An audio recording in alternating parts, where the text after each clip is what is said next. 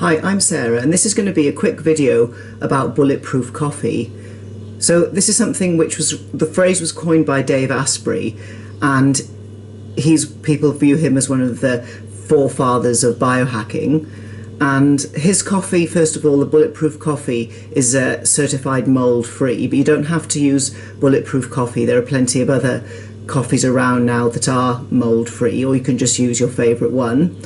Also, here I'm using a local Yorkshire brand, and in the grinder, this is my father's favourite brand of coffee, and I think it's the second nicest in the world. I've tried a lot, so I don't need to tell people how to grind beans.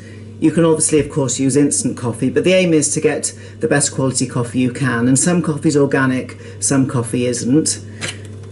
The next thing you need is some local good quality grass-fed butter. Now if you're vegan or don't want to eat butter, that's fine, there are alternatives. Then you need this here, which is Mct oil. So Mct oil is medium chain triglyceride, and that tells you how many carbons or how long the chains are. And C8, which as I've got here, means there are 8 carbons. So it doesn't matter massively now, I don't want to get too technical. You can use coconut oil instead. Mct oil is a sort of purified fraction of coconut oil, and it behaves a bit like a ketone in the body, just to be brief. It's metabolized differently to other fats. So the best kind is a C8, and you can get different brands. It should tell you on the back. You can get C8 and C10 mixed. And also you could of course buy Dave Asprey's brand, which is Brain Octane, if you want to make proper bulletproof coffee.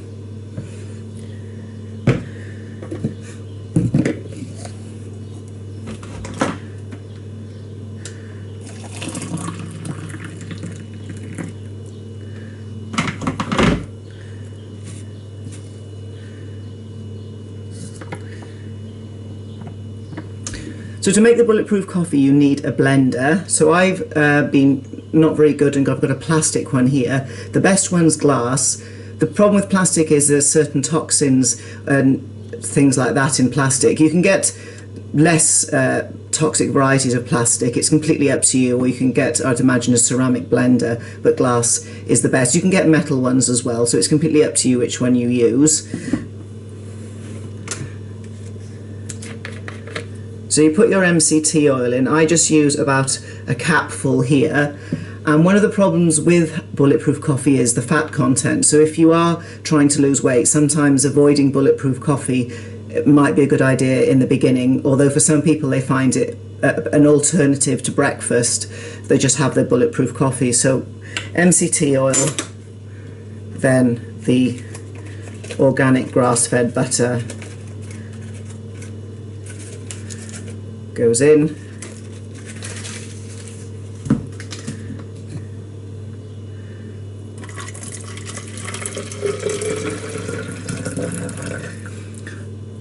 So as I mentioned mold toxins earlier, I'm going to talk about some variations on bulletproof coffee shortly, and how to make some other more interesting kinds, but for the moment we will just stick to the bulletproof coffee. So it's a no-brainer really. You get your blender,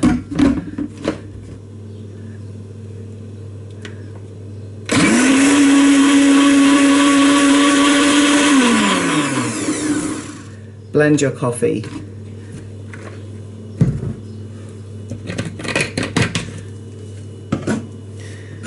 and then it's ready. So this is my grandmother's, one of her tea sets, so she'll be pleased it's being put to good use.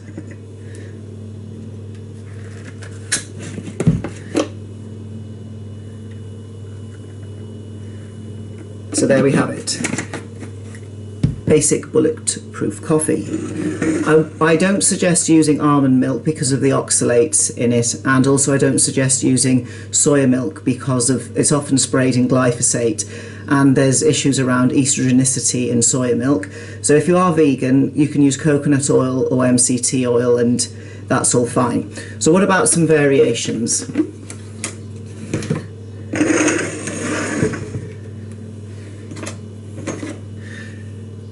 As I said before, there's lots of coffee can have mold toxins in it, or you don't know what other kind of pesticides have been grown on it. So what you can add is a little bit of activated charcoal or a little bit of chitosan.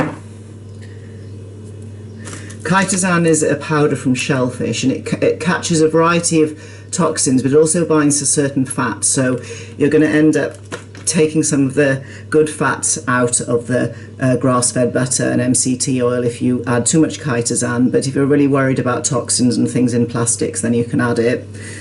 So just so it doesn't make the coffee too horrible, I only use a really small amount like that. So I've just got the tip of a teaspoon and then a tip of a teaspoon here for the chitosan if I'm going to add that.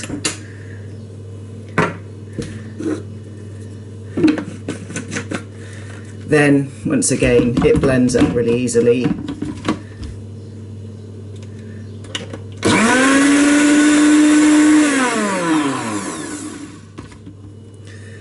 And as you can see, it kind of still looks just like coffee, so I haven't damaged the colour or anything. But if you're going to make it for somebody else or for yourself, it's not really about the colour if you're worried about the toxins.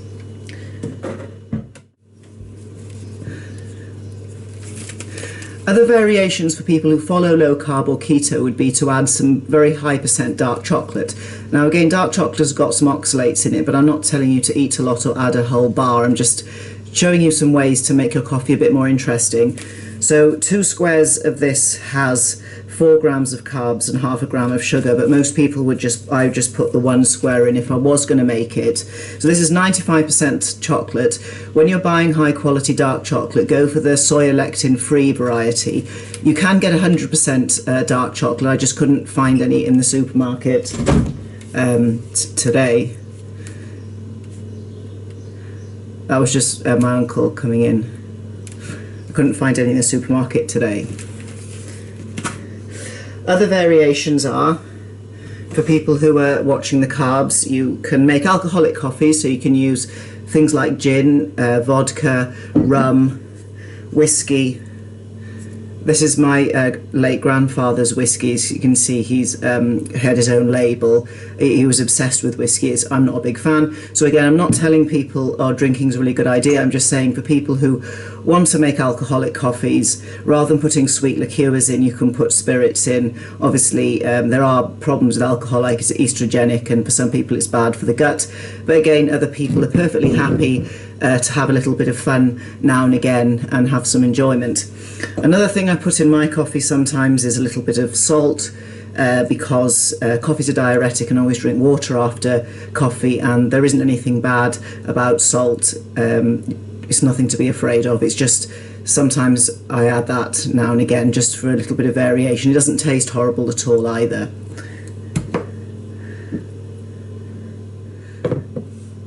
So anyway, thank you very much for watching. If you've got any questions, please ask or comment. And like I've said, there's pros and cons to Bulletproof coffee. Good quality grass-fed butter has got fat-soluble vitamins in it and omega-3s. MCT oils sort of act a bit like a ketone in the body, so they can suppress the appetite and have other anti-inflammatory effects. Some people don't tolerate coffee very well, so should avoid it.